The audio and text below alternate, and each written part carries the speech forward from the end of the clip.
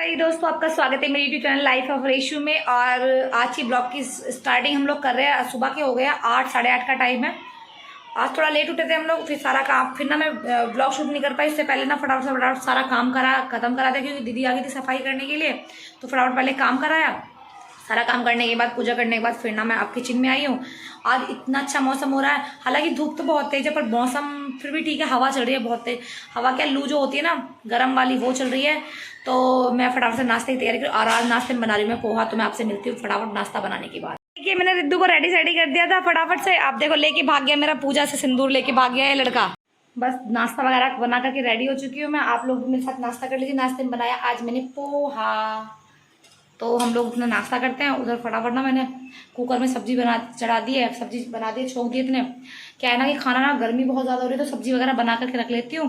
रोटी ना साथ के साथ बना दूँगी, जिसकी सुखानी होगी। और एक ये बच्चा बस खाने को देखते एकदम से ऐसे आ गया है, कूद करके बेड से उतर करके। जैसे सारा कितना खाएगा ये। खाना इसको कुछ नहीं है, बस बिखेर देना है, ऐसे गिरा देना। देखो, नहीं करना बेटा, ऐसे कुछ नहीं करो आप। गिराया ही क्यों आपने ये। और असली काम शुरू होता है मेरा यहाँ से, जब इसको खिलाना होता ना। इतना परेशान करता है ये लड़का, बहुत ज़्यादा। खाएगा कुछ नहीं, लेकिन इतना परेशान कर देता है ये मुझे कि बस बहुत ज़्यादा। अब ना ये टेबल में लगा हुआ, मैं खिलाने की कोशिश कर रही हूँ खा ले, लेकिन नहीं, इस टेबल के में खेलने में ही लगा हुआ। खाना, थोड़ा सा खाना भी ना बहुत बड़ा काम करता है ये मेरा।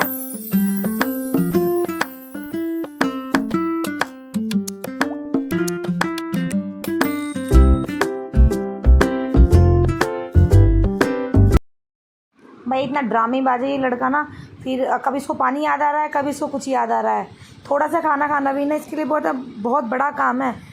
पता नहीं सबकी बच्चे ऐसे ही करते हैं। ये मेरा बच्चा ना बहुत कम खाता है, कुछ नहीं खाता, बस दूध वगैरह में ही रहता है ये। जो मैं से थोड़ा बहुत खिलाती हूँ ना, तो बड़ी मुश्किल से, और कुछ से पसंद आता है तो ये खा लेता है, वरना ये बिल्कुल नहीं खाता। अब ये टेबल के ऊपर चढ़ के बैठ गया। इसको मतलब बहानेबाजी चाहिए, कभी यहाँ कभी वहाँ, बस परेशान करना है मुझे, बाकी और कुछ नहीं करना है।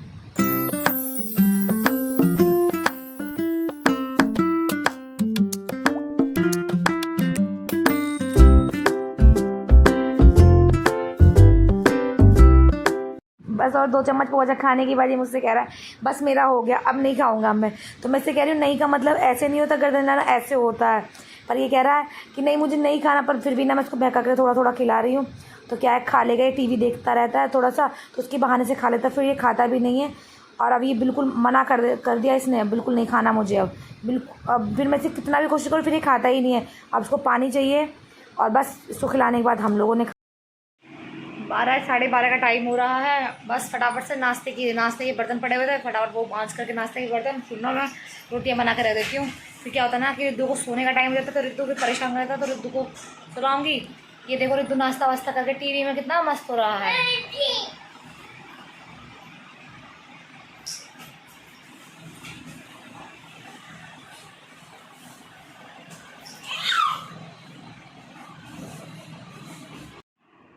बस टीवी में मोगली आ रहा था, ये मोगली देखने में इतना बिजी हो रहा था, किसकी दीदी इसको बोली तब भी सुन नहीं रहा था, मैं भी बोली तब भी नहीं सुन रहा था। क्योंकि टीवी में ना मोगली को देख करके बड़ा खुश होता है, उसमें जानवर आते हैं, उन्हें देख देख करके इतना खुश होता है, बहुत खुश होता है। और बस अपने आप ही शैतानी कर रहा था, अपने आप ही भाग करके, कभी भाग रहा था, कभी मेरे पास आ रहा था, कभी भाग करके दीदी के पास जा रहा था। ऐसे ही नहीं खेल रहा था। बस मैंने खेलते छोड़ करके मैं अपना और बाकी काम ख़त्म करने लगी फिर फटाफट से। और देखा कि आज इतनी मौसम, मतलब इतनी आंधी चल रही थी, हवा बहुत, आप देख सकते हो, इतनी तेज़ हवा चल रही थी, बहुत तेज़ आंधी सी आ रही थी एक तरीके की। और उससे ना धूल मिट्टी इतनी आ जाती है बहुत ज़्यादा, और धूप भी बहुत हो गई थी दोपहर के टाइम, तो बहुत ज़्यादा धूप हो गई।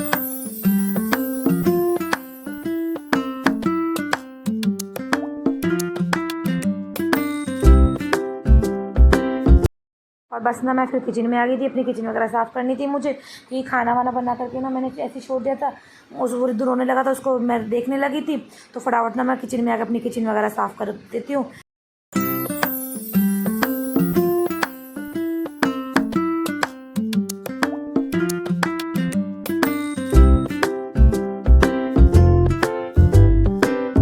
तो ना मेरी किचन में धूल भी ज़्यादा इसलिए हो जाती है, क्योंकि ना मैं विंडो खोल के रखती हूँ। क्या है ना, वेंटिलेशन की वजह से विंडो खोल देती हूँ, क्योंकि ना फिर बहुत गर्मी हो जाती है किचन में।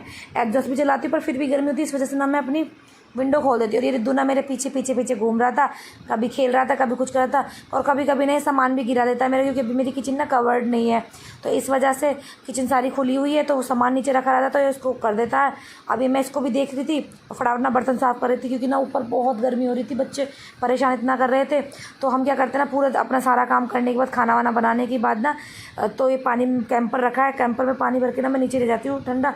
तो हम ना पूरे दिन नीचे ही रहते हैं बच्चों के साथ। नीचे क्या होता है, नीचे गर्मी भी कम रहती है और ना बच्चे आराम से खेलते हैं, पूरा स्पेस मिलता है उन्हें, तो वो खेल भी अच्छे से लेते हैं। बस फटाफट से मैं अपना काम करके ना वो नीचे की तैयारी कर रही थी। मैंने बाल वाल बनाए थे, दुपट्टा वगैरह लिया, तो रिद्धू ने सोचा मम्मी कहीं जा रही, तो वो इतना रोने लगा कि मम्मी पता नहीं कहाँ जा रही। तो मैं इसको समझाई थी, बेटा मैं कहीं नहीं जा रही हूँ, सैंडल पहन ले। तो कह रहा था मुझे सैंडल पहना, और रोए रोए जा रहा था बहुत ज़्यादा। फिर मैं इसको फटाफट सैंडल पहनाने लगी। फिर ये नीचे तक जाते जाते भी ना रोने ही लगा, रोता ही रहा। और मैं सामान लेके खाना और पानी नीचे लेके जा रही थी, तो ये सोचा था पता नहीं मम्मी क्यों कहाँ जा रही है ऐसे। तो ये मेरे पीछे पीछे रो रहा था बहुत ज़्यादा, और तो मेरे हाथ में सामान था, तो मैं परी से बोल रही थी परी इसको लेकर के आते, पर ये रो रहा था मुझे गोदी ले लो, मुझे गोदी ले लो। मैंने सैंडल पहना, मुझे सैंडल दिखा रहा था कि मैंने सैंडल पहना, मुझे गोदी ले लो। और ना अब मेरे पास दोनों हाथों में सामान था, तो मैं इसको गोदी में नहीं लेके आ पाई, और ये फिर मेरे पीछे पीछे बड़ी मुश्किल से नीचे उतार करके मैं लेकर के नीचे लाने के बाद, नीचे आने के बाद भी ना इतना रो रहा था, पूरी तरीके से रो रहा था बस। अच्छा ठीक है चलेंगे। पापा को याद करके रो रहा था, बहुत बुरी तरीके से रो रहा था। मैं समझा रही, मैंने कहा नहीं रो बेटा, क्या है ना सैंडल वगैरह पहना करके इसको रेडी करते, तो इससे पापा लेके जाते। इसको लग रहा था कि मुझे पापा लेके जाएंगे, और इतना रो रहा था ये बहुत ज़्यादा, चुप ही नहीं हो रहा था। फिर परी ना इसको कह रही थी चल तुझे मैं पॉपकॉर्न दिलवा के लेके आती, फिर उसके पास भी नहीं जा रहा था ये, बस नहीं चुप नहीं हो रहा था, बड़ी मुश्किल से समझाया था इस पर, चुप नहीं होकर दे रहा था ये। तो मैं सोच रही थी, मैंने कहा भाई इसको बाहर लेके जा भाई, थोड़ा बहुत ही खुश हो जाएगा। पर ये बाहर नहीं जा रहा था, गोदी में भी ज़बरदस्ती ले जा रहे थे, तब भी नहीं जा रहा था, बाहर जा करके लेट गया। अब ना मैंने सोचा कि मैं इसको संभाल लेती हूँ, बस मैंने अपनी वीडियो को यहीं एंड कर दिया है। प्लीज़ आप इसको लाइक करें, शेयर करें, सब्सक्राइब